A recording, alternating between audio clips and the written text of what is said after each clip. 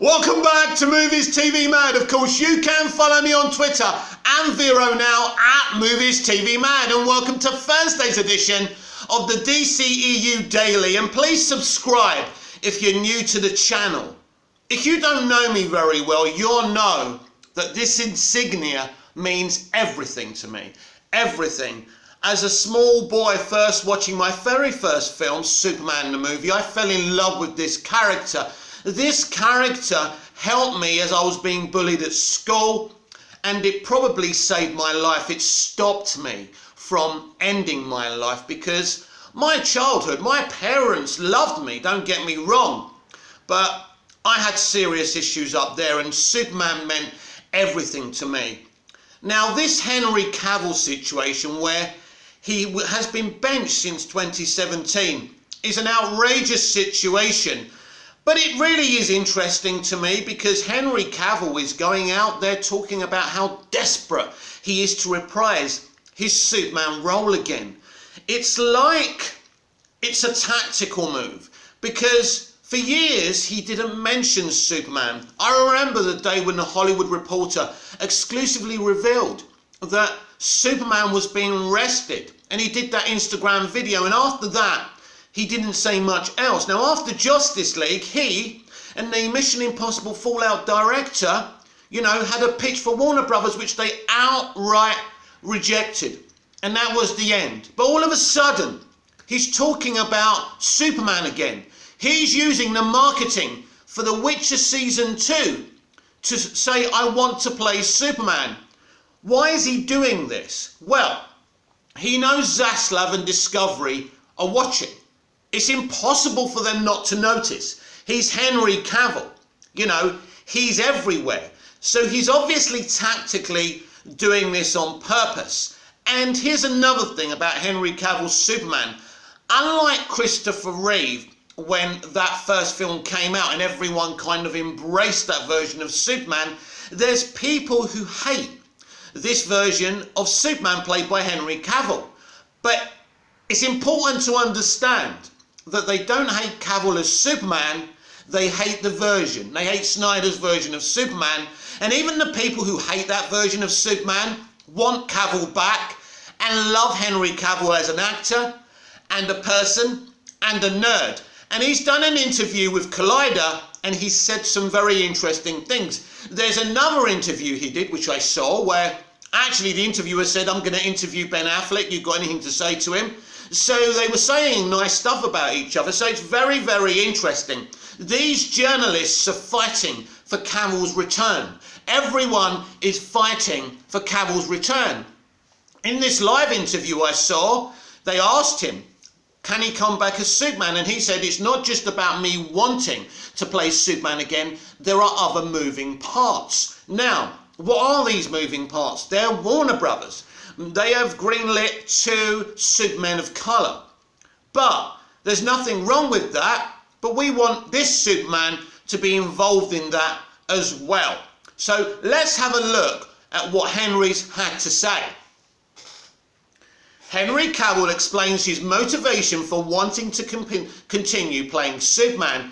It is personal to a degree. Now, I retweeted this yesterday, and from the moment I read that quote, I was going to be talking about this subject again. This may even be even more important than restoring the Snyderverse, because as bad as what happened to Snyder was, I think what happened to Cavill is even worse. I mean, what has the man done wrong? I would love to have the opportunity to play the Superman that we all know and love from the comics. Now again, this is interesting because that would say that he feels he hasn't played the Superman from the comics. He's not a fan of BVS and what happened there, but he's outright said he loves Man of Steel and he would love to continue his Man of Steel story. Now, it's very rare for actors to be this blunt. Now, we know that Ray Fisher has been very blatant about what happened on the Justice League reshoot. But this is different. This is not an actor coming out exposing a studio. This is an actor fighting for his very Superman life and his very Superman career. And this article is by Perry Nemiroff of Collider. When I love an actor in a particular franchise role, I can't help but hope the series continues, so I get to see more and more of the actor's interpretation of the character. However, sometimes I try to push pause on the demand for more and consider. I want more of them doing this particular thing. But what about the actors themselves? What's left to gain from a role you've played in a number of films? Well, that's easy, my friend. You know, he's played this role officially. Man of Steel, BVS, Justice League, Zack Snyder's Justice League. That's 4 times. But we can scribble out Justice League and say he's played this character 3 times. But we haven't even delved into what Henry wants to delve in. And by the way, this interpretation of Superman in the comics that Henry's talking about, this is what a lot of diehard Superman fans want as well.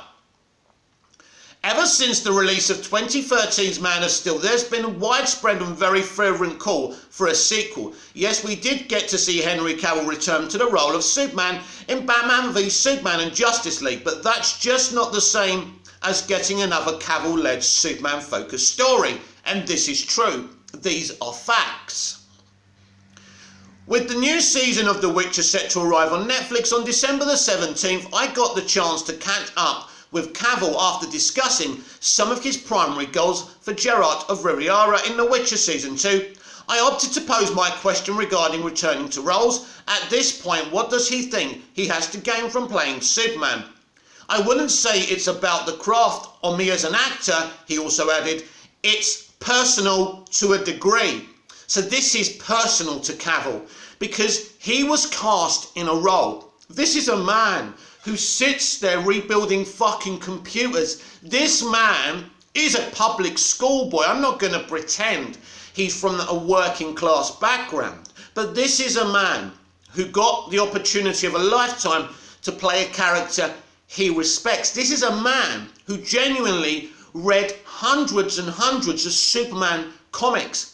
This man takes it seriously. He sits there on the set of The Witcher, looks at the games and says, we should be doing this. Geralt shouldn't be doing that.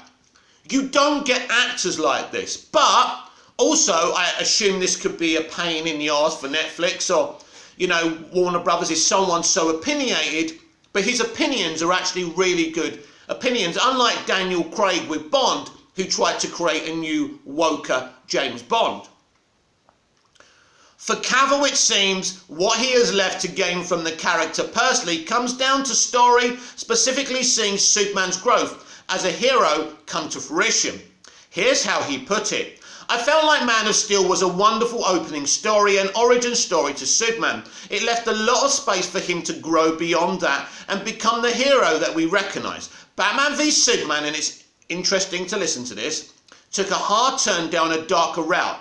And it was a Batman perspective story, and so it didn't really show the aspects of Superman, which I was very keen to show. Now this is interesting, because I've always fought against that narrative that this is just BVS is just a Batman story. I felt it was equally a Superman and Batman movie, but he doesn't see it like that, and he talks about the darker turn the movie takes. And it is interesting. Although I love BVS, when you see a film after that continues straight after MOS in, they leave MOS like, welcome to the planet. This is the Superman world I remember as a kid. They're smiling.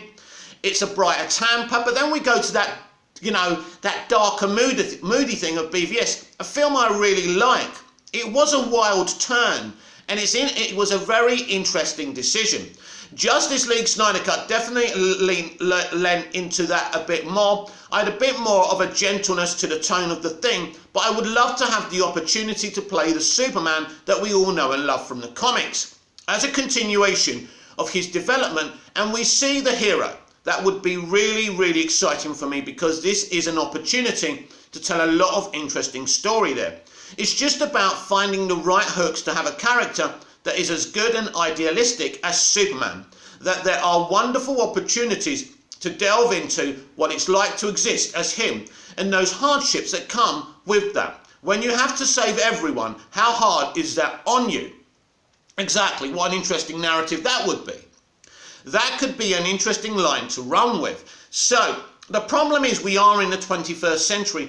We do have directors like Zack Snyder, Rian Johnson, Denis Villeneuve who want to take a realistic take into movies. So the argument is from diehard Superman fans and Snyder fans is, and Snyder himself, get the fuck real. This is what it would be like in the real world. Where people are saying, well, we don't want a Superman. Some people are saying this. We don't want a Superman from the real world.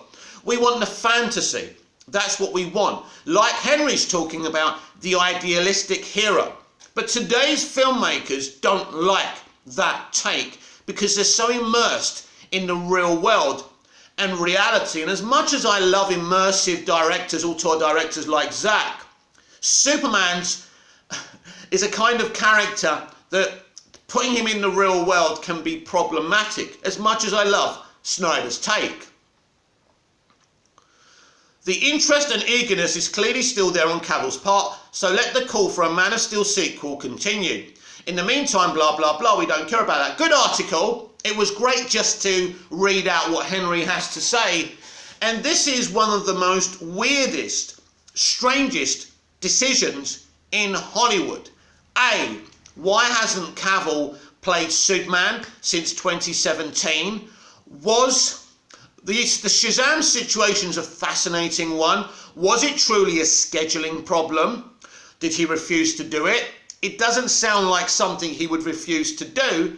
Now, in these interviews where he's talking about Superman and waiting for the call, is he talking about a Man of Steel sequel, or is he talking about playing Superman in general? No, I don't believe it's a generalization.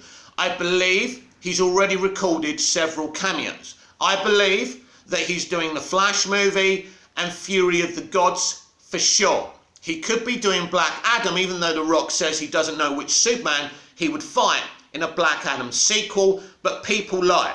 So maybe Black Adam, but insiders have said that they've seen Cavill and Affleck shooting together in the Flash movie, which would be really, really exciting. So I'm going to say to you that Henry's not talking about not playing Superman and that he's not going to be playing Superman in cameos. I think the cameo thing is there. It's there for him. I don't know why it hasn't been marketed. Maybe it's the surprise element. I don't know. But I do believe he's cameoing. What Henry is talking about here is getting what he always wanted, a Man of Steel sequel. Now we can say that Batman vs Superman is a Man of Steel sequel, but it's not the sequel. I'll tell you what though, and it's interesting, because I know Man of Steel fans that are not BVS fans, and I kind of understand that. Again, because some people misunderstand and get offended, I am a BVS fan. But was it a good sequel for Superman? Was it the right sequel for Superman after Man of Steel? Now the problem is, creatively, Goyer and Nolan wrote the narrative of Man of Steel and Snyder directed it. The visual narrative is Snyder's, and the story and the development of the character and characters was down to Nolan and mostly Goyer. Well, Nolan and Goyer were gone for BVS, so it was Terrio's and Snyder's take, and it was a different take, even though it's a continuation from Man of Steel. So what Cavill's saying, what they did in Man of Steel was a great modern day take. Let's take it on from there.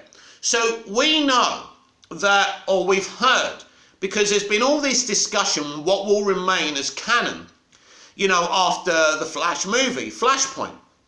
Now a lot of people are saying that Man of Steel will remain canon and BVS won't.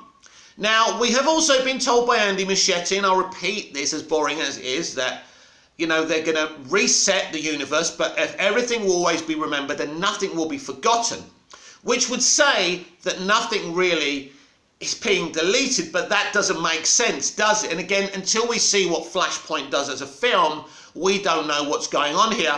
But Andy has said it's kind of like they're resetting the universe, kind of. So they're resetting the universe to a new normal, but nothing's forgotten. How does that work? I don't know. I'm not criticising that. I'm just wondering how this actually works. So Cavill is fighting. Now I want to be clear about this so everyone understands that Cavill is fighting for a Man of Steel film. He's not fighting for cameos, because I believe the cameos are being done, being recorded, or will be recorded.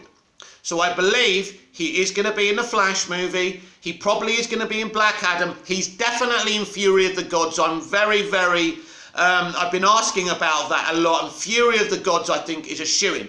So the cameos for Cavill are there, which is really exciting. I might be wrong, but from my sources, I believe he will be in at least 2 or 3 movies. I don't think anything I've heard disperses that myth, that gut feeling that he's cameoing. What's going on here is that Cavill is fighting for more than the cameos. I can tell you today, this was the problem why we never saw Cavill cameos before, because Cavill was upset. He was upset how everything turned out with Justice League. I mean, he made a joke of the upper lip and the tash, but Henry was upset because that upper lip CGI was used as a meme. How would you like it? If you were an artist, how would you like that becoming a meme? I'm not saying if you used it as a meme, you're a bad person, but maybe in the future, if you think about using that as a meme, maybe you should think again. So the Cavill situation is as historic and as complex and as insane as the whole Snyderverse situation. They're trying to do a rebrand here. So I'll finish off on this subject just saying that the cameos with Henry Cavill's Superman are happening, probably already been recorded, but what Henry's fighting for is a Man of Steel sequel, and that's what we all want. Now, will this happen? Yes, I do think it will happen, because everybody wants it to happen, and it's problematic if it doesn't happen. Now, from their point of view, they've come up with this idea where he does cameos, but the Supermen of colour get the features, the movies. Basically, their attitude would be, we've had so many versions of this white version of Superman.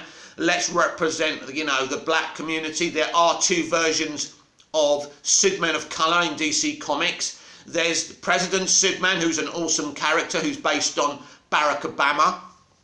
And there's Val Zod. So I think these are really interesting characters, and I want to see them fleshed out and done in live action, and I can't wait to see them. But I also feel there's a place for Henry Cavill. So for now, I think we're just going to have to be satisfied with the cameos, but the cameos will get so much traction, they will have no choice but to give Henry Cavill the Superman movie he wants and craves. If Spider-Man No Way Home was the most anticipated film of 2021, which it was, there is no question what is the most anticipated movie of 2022, and it's Matt Reeves' The Batman. The Batman tops IMDb's most anticipated films of 2022 list. Now, my opinion about this is that, it's comparing, I hate to be so crude, but it's comparing piss and shit when you compare Matt Reeves' The Batman compared to Spider-Man No Way Home, because clearly we're talking about a proper filmmaker here, an auteur, who's going to make a beautiful 3-act Batman play. Where Spider-Man No Way Home, and I have been given the inside track of this film, I haven't seen it, but I got someone very patient to write me, in a DM, the film kind of beat for beat. And it was a bunch of TMs, and it was a long read. So I know all about Spider-Man No Way Home, and my opinion of the film, just hearing about it. And of course, maybe it's not fair to have an outright opinion of it. I may even do a review from the notes, but it's basically typical MCU in the sense of it's just about moments, cameos, appearances and Easter eggs. That's the MCU since the first Avengers movie, where the Batman is in a new Earth. So it's on a brand new Earth too, where Reeves gets to mould his own DC universe, which I think is really exciting. So you've got John Watt with Spider-Man No Way Home, but you've got something very interesting going on here, where an auteur gets to create a DC universe, and I think that's really exciting. Imagine a Batman and a Superman in this Earth. It would be, well, we already have a Batman, the Batman, with Robert Pattinson. Matt Reeves' The Batman is IMDb's most anticipated movie of 2022, coming in ahead of multiple superhero dinosaurs and Tom Cruise twice. By Rachel Labonte of Screen Rant. According to IMDb, Matt Reeves' The Batman is the most anticipated movie of 2022. Amusingly, there was once a time when The Batman was slated for this year. The DC film was originally scheduled to premiere in June, then October. However, production delays caused by the coronavirus pandemic and additional Warner Bros. Scheduling changes bumped the film to March 2022. Well, Rachel, it's not her fault, but she's got this wrong because I have got an inside track in the industry. As I've mentioned to you before, that's why it helps to follow me, because I throw facts as well as opinions and theories. So the Batman's delays due to COVID-19 had nothing to do with the delays. Matt Reeves did not want his film being part of Warner Media's HBO Max's day and date. He was totally against it, and if they did it to his film, he would have walked. That's what happened. I can tell you that now, and forever hold your peace. So Warner Brothers knew they had a problem. They could get around the other creatives because they're more part of the kind of studio box made movie, but this guy's different. So what they did was they said, right, we can delay the movie till March. He said, okay, but you're not doing day and date anymore, are you? They said, no, the Batman will have an exclusive 45-day theatrical run. He was happy with that. That's what happened. So it was never about COVID-19. That may be the official story, but Reeves did not want to be part of day and date. So starring Robert Pattinson as the titular hero, The Batman takes place during Bruce Wayne's second year as Gotham's Dark Knight. The city has been rocked by a series of murders, and it's up to Batman to take on the person responsible. The Riddler, Paul Dano. The Batman also features several notable supporting characters from the comics, such as Commissioner Gordon, Jeffrey Wright, Catwoman, Zoe Kravitz. So this is important. Now, we're now going to have two Commissioner Gordons in the DCEU. We've got two Earths now including this one. So we've got a Commissioner Gordon, J.K. Simmons, who will be reprising that role in Batgirl. And now we've got a brand new one in Jeffrey Wright as well. Catwoman, Zoe Kravitz, and the Penguin, Colin Farrell. Warner Brothers is evidently so confident about the film's prospects there are already two HBO Max spin-offs in the works centred on both the Gotham PD and Penguin. So what's going on is we are getting a Batman television and cinematic universe. Again, Walter Hamada's Worlds of DC. Do you get it? Perhaps WB has good reason to feel optimistic. IMDb has released its most anticipated of 2022 lists, and the Batman landed the one spot for the movies. IMDb determines its list of the most anticipated titles by the actual page views of more than 200 million monthly visitors to IMDb. This exclusive and definitive data is derived from IMDb Pro Movie and TV rankings, which are updated, are updated weekly throughout the year. The full list of 2022's most anticipated movies is as follows. So number 10. The Flash movie. That's amazing. That is amazing. The Flash is in the top 10. That's good. 9 is Uncharted. 8 is Mission Impossible 7. Doctor Strange in the Multiverse of Madness is 7. 6 is Jurassic World Dominion. 5 Killers of the Flower Moon. 4 Top Gun Maverick, which I'm shocked by. 3, 4 Love and Thunder. It's MCU, so yeah. 2 is Scream. Again, that's surprising. But number 1 is The Batman by a country mile. Now, I expect the closer we get to the Flash and the more we get a proper full trailer, there'll be even more excitement for that movie. There's no question the 4 theatrical release movies coming next year for DC, they're very exciting films. You know, the Batman, Black Adam, the Flash, Aquaman, they're exciting movies. These are movies that, as a geek and a nerd, not just a DC fan, you can say, wow, this shit's gonna be awesome. So it's very, very exciting that the Batman is top. The list is largely dominated by expected blockbusters, many of which were originally scheduled to premiere in 2021. That includes Top Gun Maverick and Jurassic World Dominion. Meanwhile, the only movie not attached to a major franchise is Martin Scorsese's Killer of Flower Moon. Yeah, it's Scorsese, but that just shows you the power of Scorsese, even at his senior years, demonstrating just how respected a filmmaker he remains. The rest of the 2022 list is to be expected, though it's a pleasant surprise to see those like Scream and Uncharted ranked among the superheroes and Tom Cruise. Yeah, Tom Cruise is up there with superheroes. That's how huge he is. At the top, though, is what could be the biggest comic book film of the year. The Batman has plenty of competition in that genre thanks to both the MCU and its own DCEU, but there are a few things that gives Reeves' movie the advantage. Not only has the Batman been drumming up buzz for well over a year, the first trailer was released in August 2020. Its visual style and darker story stand separate from the other 2022 offerings. She's right. We'll have to wait until next year to see if the Batman comes out on top, but its early prospects are pretty favourable. It's very interesting. You know, anything can happen here. This movie could be a piece of shit. I mean, welcome to the 21st century in the entertainment industry, but I don't expect that to happen. You know, I think this is going to be a huge movie. I think, obviously, Spider-Man No Way Home will be the first billion, at least a billion global box office when it's done, but I think it's going to go beyond that. I think Spider-Man No Way Home could go all the way. But it's interesting because I know Spider-Man No Way Home now.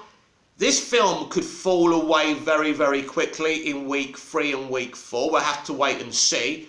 Now, fans are going to see it. Clearly, fans are going to love it and want to go back to see more. But The Matrix is coming out as well. Now, this is interesting because The Matrix is a huge IP, a huge franchise. I wouldn't expect it to do better than the most anticipated movie, an MCU movie of the year, of the past few years. But funnier things have happened. And, you know, Keanu Reeves is very popular. John Wick makes big money. So it's a very unpredictable time for movie theatres. But yeah, I expect Spider-Man No Way Home to do really well, at least $1 billion. And I expect the Batman to do that as well. This is a hugely anticipated movie. It's a brand new, fresh take. It's got one of the best actors in the game. We've got Catwoman, we've got the Penguin. Admittedly, he's not in the movie, but that's just a taster because he's getting his own HBO Max series, which is really exciting, of course. So there's so many of us fighting to restore the Snyderverse, but I can't sit here and pretend that, you know, my mouth isn't watering with anticipation for what's happening next year. And also, I'm very intrigued about what's going to happen next year with these films, with Discovery coming in, with all these different situations around DC. You know, DC live action is in that situation where it's win or bust. There's no more second chances here. And every one of these films has to be loved and it has to do well. And it's as simple as that. And, you know, I can't reiterate that enough times. You know, we've had this false start in the DCEU, and not because Man of Steel and BVS were bad movies. For me, they wasn't. But we've discussed this. We're talking about what the MCU does for the mainstream audience and what the DCEU didn't. They're facts. I love Snyder and his DCEU movies, but we can't escape that. And that's why, you know, the inception of the DCEU was somewhat problematic, and they're trying to rebuild this franchise, and they're in a lot of pressure, you know, because when the MCU came out, they were under no pressure. Yeah, you know, the geeks were excited and the Marvel fans were excited, but it was just an independent studio because at first Disney didn't own them. So they did a few films, they made some mistakes, but the pressure wasn't there because nothing like this had been attempted before. And so slowly but surely, they stuck to the plan, got it right, Disney bought them, and now, you know, the world's their oyster. You know, they are what's going on. They're the only really big success story of cinema right now. And so everyone's trying to catch up with them. This is what happens when something pioneering in an industry happens. I mean, it's very hard to believe that the DCEU can, you know, rebrand the franchise and become a winner and, you know, compete against the DCEU. You know, it's very hard. It's a hard ask. That's what I'm going to say to you. It's very, very difficult. But if they've got these films right and the stuff on HBO Max, don't forget Peacemaker is coming on HBO Max as well. It is really a huge DCU, and of course all the DC shows like we normally get as well. So there's a lot of DC out there, and a lot of these DC shows are pretty good, like Doom Patrol. It's one of my favourite DC live action things. So there's a lot of good in the DC live action universe, and I think for the first time, a lot of people are anticipating DC movies in a high level. As you can see, the Flash movie is number 10, but Aquaman and Black Adam are not in that top 10 list. But don't worry about that, because when it comes Black Adam's time, you know, people are going to be interested in seeing, for example, Black Adam, you know, the JSA, the Justice Society of America. So that film will make money. But a huge year next year, and I think it could be a huger year for DC live action, more than the MCU. How many films are the MCU doing next year? Is it 3 movies or 2 movies? I can't remember. But they kind of put a couple back, haven't they? So very interesting, fascinating situation with Henry Cavill, restore the Snyderverse, and these movies that Warner Brothers Pictures are hoping rebrands the DC Extended Universe. This has been the DCEU Daily. I'm Mick, your host with the most. Just ask your girlfriends and your wives. Like, share, comment, subscribe. Hit the notification bell so you never miss this perfection. And I'll see you again tomorrow with even more DCEU Daily. Until then, goodbye, au revoir, auf Wiedersehen.